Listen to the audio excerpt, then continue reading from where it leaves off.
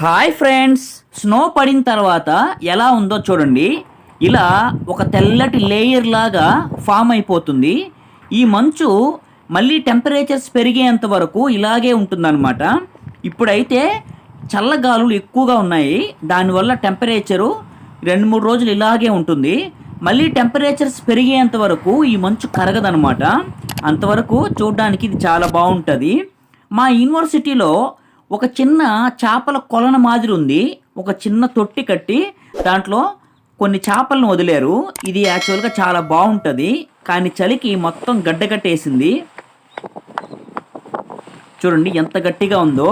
అదే సమ్మర్లో అయితే ఈ ఫిష్ పాండు చూడ్డానికి చాలా బాగుంటుంది. దీనిలో చాలా చేపలు ఉంటాయి. సమ్మర్లో ఎలా ఉంటుంది అనేది షూట్ చేసి నేను ఒక వీడియో పెట్టాను, కింద లింక్లో క్లిక్ చేసి దాన్ని చూడండి. కొరియా గురించి ఇలాంటి మరిన్ని వీడియోస్ కోసం ప్లీజ్ సబ్స్క్రైబ్.